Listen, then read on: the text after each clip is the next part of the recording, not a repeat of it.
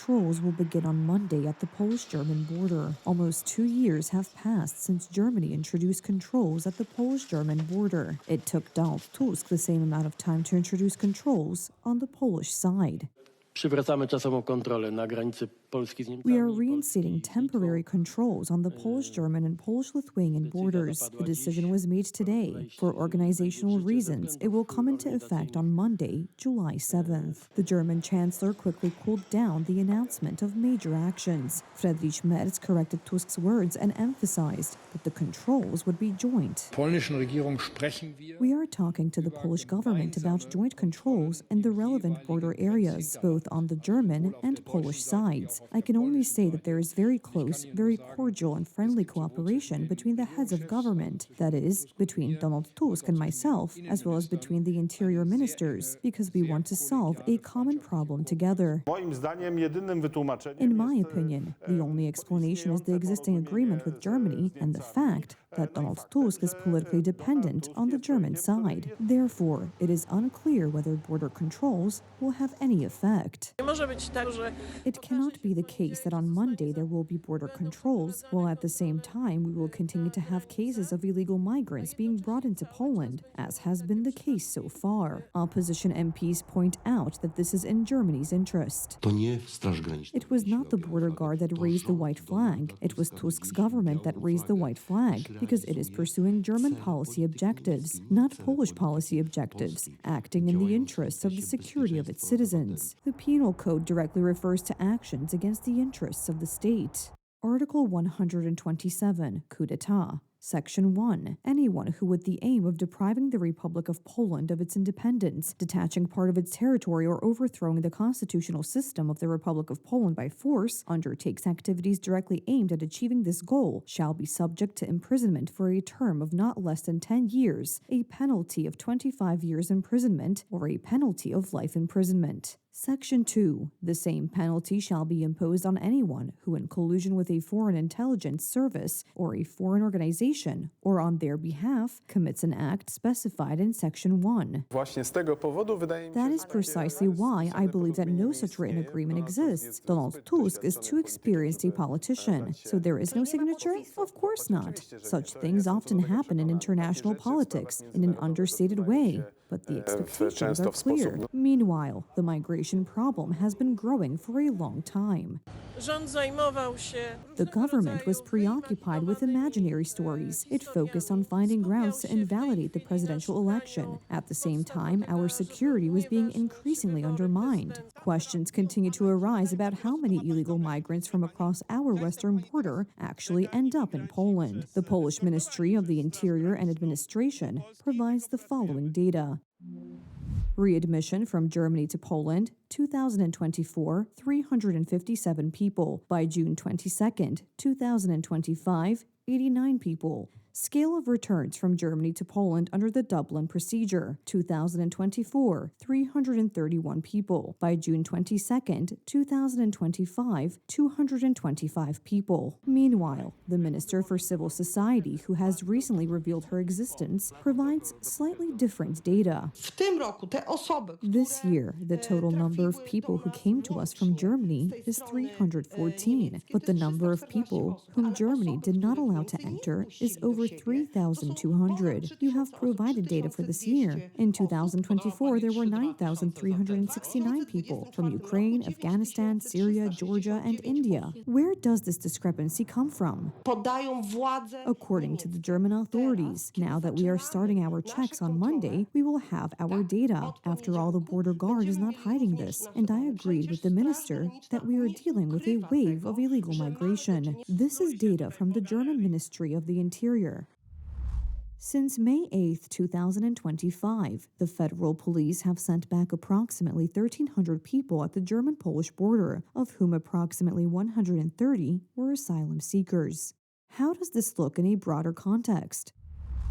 From January 1st, 2024 to April 30th, 2025, a total of 18,904 people were identified at the border with Poland who had entered the country illegally via the German-Polish land border. A total of 11,398 people were rejected at this border between the beginning of January 2024 and the end of April 2025, and 406 people were deported. This is chaos caused by the government. The effects and consequences of this will be much worse than we might think, because Germany's migration policy will be tightened. Decisions are being made there to ruthlessly remove illegal migrants from Germany. Where do you think they will be transported to? They are already being transported to Poland. This is also a consequence of the European Union's policy, which for years has been accepting millions of migrants in an uncontrolled manner. The fundamental mistake of EU policy is that we are not adequately securing the external borders of the European Union, in particular those in southern Europe, through which people from Africa and Arab countries are entering. And that's not all. Unfortunately, it will get even worse, because on July 1st, 2026, the Migration Pact will come into force, which is in fact a suction pump that will make migration even greater. Here in the parliament, it is even said that this is like putting out a fire with gasoline. Along with the Migration Pact, the principle of take them in or pay will come into force. Up to 20,000 euros for each illegal immigrant not accepted.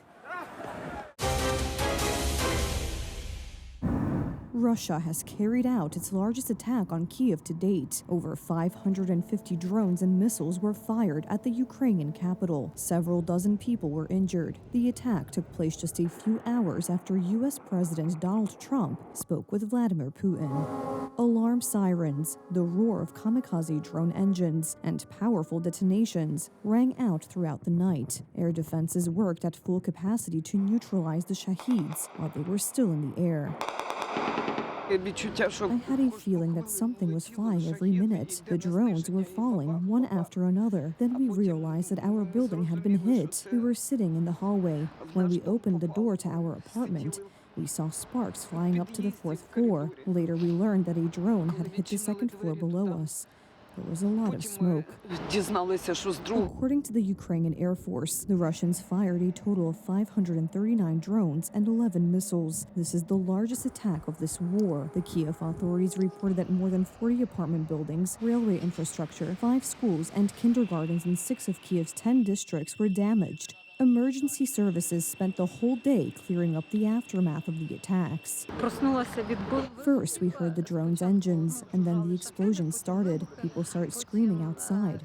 The explosions continued.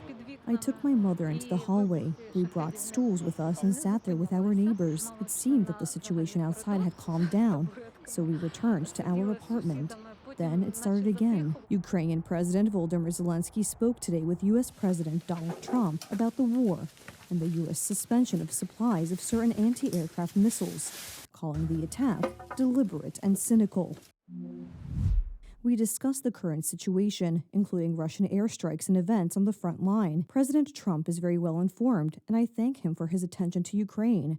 We discussed air defense capabilities and agreed to work together to strengthen the protection of our skies. We also agreed to a meeting between our teams. We had a detailed conversation about the capabilities of the defense industry and joint production. The Polish Ministry of Foreign Affairs has reported that our embassy in Kyiv was hit by a drone that exploded above the building. No staff were injured. Despite attempts to reach a truce, Russian airstrikes on Kyiv have intensified in recent weeks.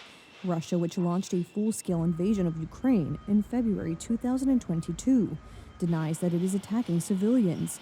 In 2024 alone, more than 2,000 Ukrainian civilians were killed. Many more soldiers died on the front lines, although neither the invaders nor the defenders disclosed data on military casualties. Southern Europe is struggling with massive forest fires. In Greece and Turkey, firefighters have been trying for several days to stop the blaze, threatening cities and coastal resorts. In some areas, residents and tourists had to be evacuated. The operation is being hampered by gusty winds. In Turkey, authorities in several provinces are appealing for international support. Airplanes, helicopters, and tens of thousands of firefighters on the ground. Turkey and Greece are facing apocalyptic fires. The situation is most difficult in Crete. Residents have been evacuated from many towns. Firefighters talk about the fierce battle they have had to fight in recent hours.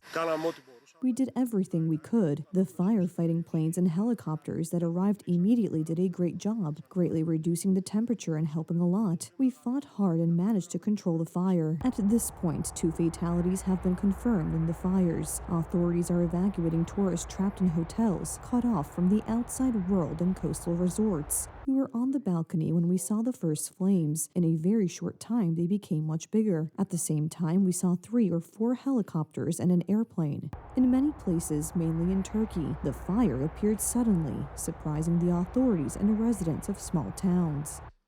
We carried out an evacuation. So far, we have evacuated 20 houses and accommodated these citizens in dormitories. The weather is not helping the firefighters. The forecasts are not optimistic. There is no rain in sight, at least in the coming days, and the wind is still strong. It is a residential area with many houses, but also patches of forest, from pine trees to olive trees, so with the force of the wind, the fire spreads everywhere. Both Greece and Turkey may request international assistance. 4 years ago, Polish firefighters and police officers took part in firefighting operations in southern Europe using Black Hawk helicopters.